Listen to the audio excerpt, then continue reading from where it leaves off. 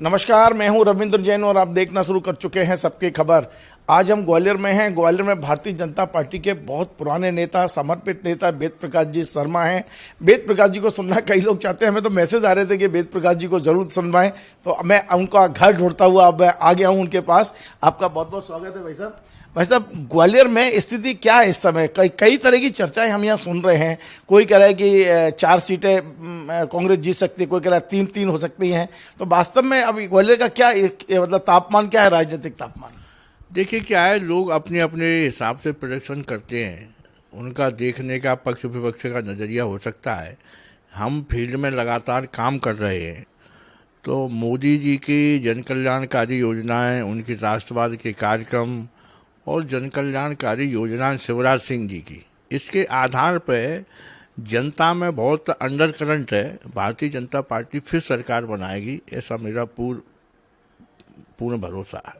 लेकिन आप बताइए, पिछली बार 2018 में पूरे ग्वालियर चंबल संभाग में मात्र 7 सीटें आई थी और अब तो सिंधिया जी आपके साथ आ गए हैं। उस समय क्या है, कांग्रेस ने दूल्हा दिखाया कोई और था और शादी किसी और के साथ कर दी। अब वो दूल्हा भी हमारे साथ है, बारात भी हमारे साथ है, इसलिए फिर से अब सत्ता की जो सुहागन है वो भारतीय जनता पार्टी के पक्ष में हम आएगी। भोपाल में बैठ के ये सुनते हैं कि ग्वालियर में, ग्वालियर चंबल संभाग में जो चुनाव हो रहा है वो सिंधिया वर्सेस बीजेपी हो गया है। ये तो क्या है कि कुछ कांग्रेसी मित्रों द्वारा एक सगुफा छोड़ा गया है अनावश्यक रूप से विवाद पैदा करने के लिए। लेकिन सिंधिया जी का भी मन साफ है, भारतीय जनता पार्टी का भी मन साफ है। सिंधिया जी भारतीय जनता पार्टी में बहुत अच्छी तरह से मिक्सअप हो गए हैं, कहीं कोई दूरी नहीं है। और मैं गारंटी के साथ कह सकता हूं कि 2018 में जितनी भाजपा की सीटें आई थी उससे बहुत ज़्यादा सीटें आएंगी। लेकिन ग्वालियर के जो बड़े नेता हैं, चाहे वो प्रभात झा जी हों, राज चड्ढा जी हों, ये कहीं दिख नहीं रहे फील्ड में। ये लोग यहाँ से शहर से ही बाहर चले गए हैं। देखिए ऐसा नहीं है कि नहीं दिख रहे हैं, सबके अपने अपने काम अपने अपने गति से चल रहे हैं। जहाँ तक प्रभात जी का सवाल है, उनका स्वास्थ्य ठीक नहीं है। घोषणा पत्र बनाने की समिति का काम उनके पास है और मध्य प्रदेश का घोषणा पत्र वो भोपाल में रह के बना रहे हैं। 9 तारीख को वो आने वाले हैं, मेरी उनसे खुद चर्चा हुई है। अब वेद प्रकाश जी मध्य प्रदेश में, मतलब इस समय भारतीय जनता पार्टी अनुशासन समिति के मुखिया भी हैं, तो हम जरा उस पर भी पूछ लें। मध्य प्रदेश में पहली बार इस चुनाव में देखा कि अनुशासन बहुत तार तार हुआ। बड़े बड़े नेता, चाहे रुस्तम सिंह जी हों, केदार शुक्ला हों, ऐसे नेता जिन्होंने इस पार्टी को गढ़ने में अपनी भूमिका निभाई, वो टूट गए आपसे। नहीं नहीं, मैं इस शब्द को नहीं मानता कि उन्हें गढ़ने में भूमिका निभाई। रुस्तम सिंह जी कभी केरल से नहीं आए। केदार शुक्ला के लिए, वो केदार शुक्ला भी जनशक्ति में पहले जा चुके हैं, एक बार वहाँ से चुनाव लड़ चुके हैं। और देखो एक बात रविंद्र जी, इस बात को मानना चाहिए, मैं बेबाक होके कह रहा हूँ कि जब बहुत दिनों तक सत्ता रहती है किसी भी दल की तो बहुत सारी छोटी मोटी विकृतियाँ आती हैं। उनसे मेरा मानना इसमें ऐसा है कि जैसे बाहर कोई आंधी चल रही है, धूल उड़ रही है, और आपके चेहरे पर धूल नहीं आएगी, ये कैसे हो सकता है? हम गमछा वमछा बांध के रहेंगे तो कम आएगी, परसेंटेज कम आएगा, लेकिन धूल उड़ रही है तो धूल तो आएगी। तो सत्ता की जो थोड़ी बहुत गलतियां रहती हैं, विकृतियां रहती हैं, वो सबको प्रभावित करती हैं, चाहे कोई सा भी दल हो। एक सवाल मैं पूछ रहा हूं, आपकी इच्छा हो तो जवाब देना, आप इच्छा हो तो मत देना जवाब। लेकिन हम ये 2 दिन से देख रहे हैं कि कुछ इस तरह का माहौल यहाँ ग्वालियर में बनाया गया है कि केंद्रीय मंत्री जिनकी जीवन पूरा बेदाग रहा है, उनके बच्चे की एक सीडी जारी कर दी गई है, उन्होंने हालांकि FIR भी की है।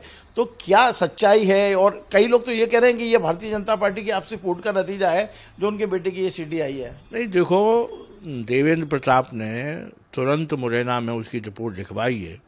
उन्होंने कहा है कि कूट रचित दस्तावेज है ये और इसकी जांच होनी चाहिए, और जांच होगी, उसका दूध का दूध पानी का पानी हो जाएगा। एक और कि हम ये देखते हैं कि हमेशा आदमी पहली दूसरी तीसरी क्लास पास करता जाता है, आगे बढ़ता जाता है। आपके यहाँ तो ऐसा हो गया कि जो MA पास था उसको 10th की परीक्षा देने भेज दिया, यानी कि जो केंद्र में इतने पावरफुल मंत्री उन्हें विधायक का चुनाव लड़ने भेज दिया। देखो ये तो एक स्ट्रेटजी है साहब। अच्छा, ये एक व्यू रचना होती है, आज से नहीं आदिकाल से है कि किस व्यक्ति का कहाँ उपयोग करना है, कैसे उपयोग करना है, ये उसका एक हिस्सा है। क्या नरेंद्र सिंह जी मुख्यमंत्री पद के दावेदार हैं? देखो भारतीय जनता पार्टी के पास, एक बात आपको बता दूं कि भारतीय जनता पार्टी के पास जनता का वेश है और मतलब कार्यकर्ता का वेश है। और भारतीय जनता पार्टी के बहुत सारे फेस हैं और जनता का फेत है। हमारे पास बेस, फेत और बेस सब कुछ है। इसलिए हमारे पास एक नहीं अनेक मुख्यमंत्री के कद्दावर नेता हैं। जिसको भी पार्टी चाहेगी, नेतृत्व चाहेगा, उसको मुख्यमंत्री बनाएगी।